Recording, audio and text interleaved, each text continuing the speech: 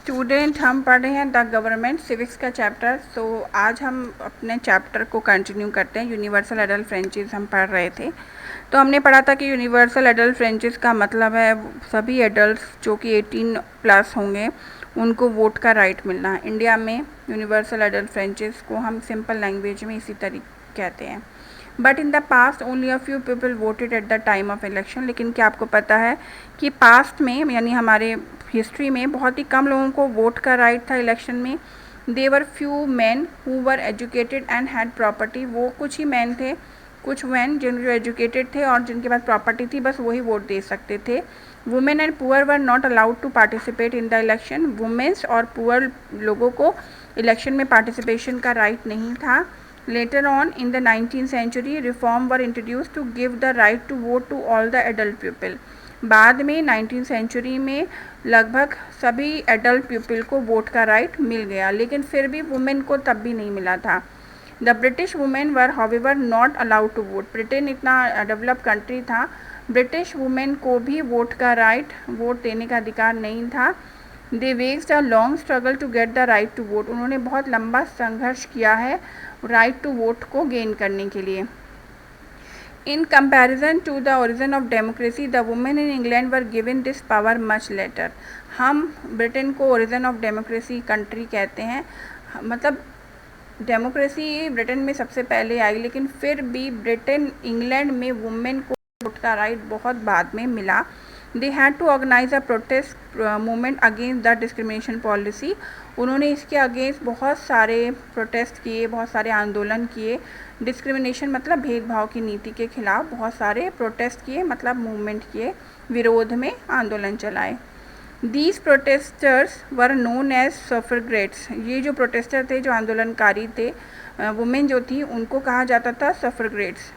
In Britain this movement began in 1870। आप सोचिए कि ब्रिटेन में ये मूवमेंट जो है 1870 में स्टार्ट हो गया था। 3 million women signed a petition demanding the right to vote. 3 million womens ने एक पिटीशन यानी प्रार्थना पत्र पे डिमांड की थी अपने लिए वोट के राइट की, यानी उन्हें भी वोट का अधिकार मिले। This movement became popular under the leadership of Emmeline Pankhurst. एक वुमेन का नेम है जिन्होंने इस मूवमेंट को आगे बढ़ाया था, लीड किया था। और फाइनली इन 19 इंग्लैंड की बात हो रही है अभी। Finally in 1928 women were given the right to vote in Britain. और इस तरीके से ब्रिटेन यानी इंग्लैंड में वुमेन को 1928 में राइट टू वोट का अधिकार मिला कि अब उनका भी अधिकार था कि वो भी एडल्ट जितनी भी वुमेन थी वो वोट दे सकती थी और उनको मेन के बराबर ट्रीट किया गया। तो आप देखिए 1870 से लेकर 1928 तक इतना लंबा मूवमेंट वुमेन ने अपने इस अधिकार के लिए चलाया था। यहाँ पे आप देख सकते हैं इस तरीके से वुमेन्स मूवमेंट कर रही हैं अपने लिए राइट टू वोट के लिए। इसको कहा जाता है सफ्रेगेट movement. In 1848 the same suffragette movement started in America while in Britain। तो 1848 में जो 1870 में ब्रिटेन में हुआ था, इसी तरीके का मूवमेंट 1848 में अमेरिका में भी हुआ था। दिस मूवमेंट बिगन इन 1870 में ये स्टार्ट हुआ था। Later this movement spread in many other country too. बाद में ये मूवमेंट बहुत और भी देशों तक फैला। As a result women got the right to vote in New Zealand in 1893। ये अंडरलाइन कर लीजिएगा आप सारा कि इस तरीके से अलग अलग देशों में, जैसे कि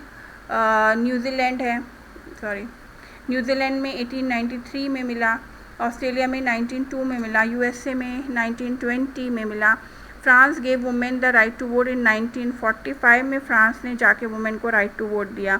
it is to the credit of India that the first general election held in the country in 1948। ये इंडिया का मतलब एक हमारी कंट्री की एक क्रेडिट है, हमारी कंट्री की बहुत बड़ी उपलब्धि है कि इंडिया जब फ्री हुआ था 47 में और उसके बाद हमारा कॉन्स्टिट्यूशन बना था, तो जो फर्स्ट जनरल इलेक्शन हुए थे 1948 में, जो फर्स्ट लोकसभा के इलेक्शन हुए थे, वो पूरी तरीके से यूनिवर्सल एडल्ट फ्रेंचाइज पे थे। यानी हमने जब से स्वतंत्र हुए हैं तब से ही वुमेन को और मैन को बराबर ही राइट टू वोट दिया।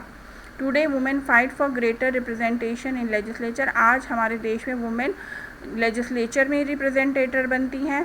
The basis of democracy is equality and universal adult franchise truly add meaning to the concept of democracy. क्योंकि डेमोक्रेसी का जो मेन बेस है, मेन जो है, जो टूल्स हैं वो हैं इक्वालिटी और राइट टू वोट. ये पूरी तरीके से हमारे कंट्री पे फॉलो होते हैं.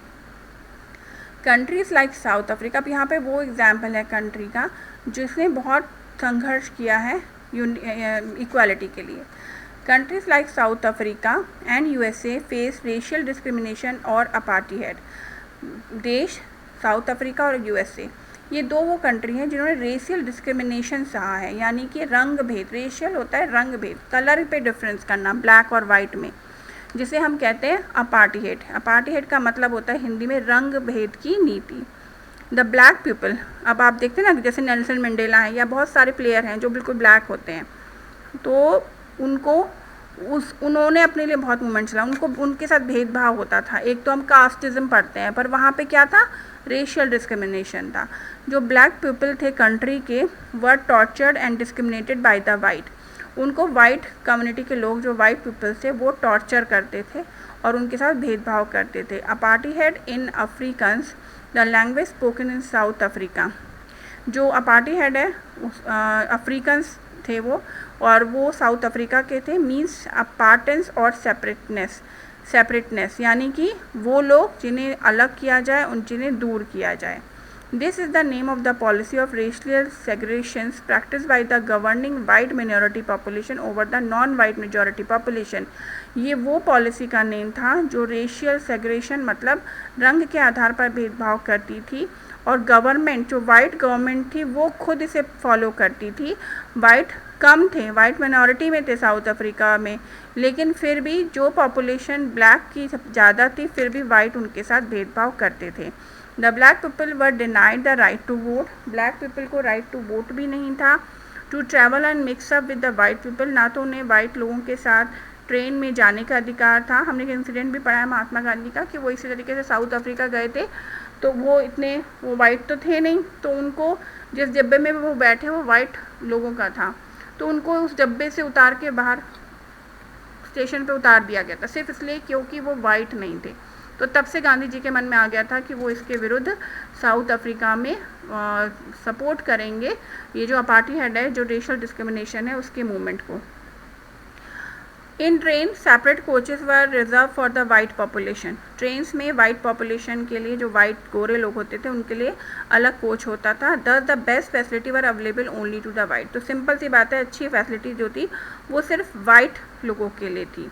To fight against apartheid, Nelson Mandela under the supervision of African National Congress organize an anti apartheid movement. तो साउथ अफ्रीका में नेल्सन मंडेला जो हैं वो जाने माने बहुत प्रसिद्ध शख्सियत थे.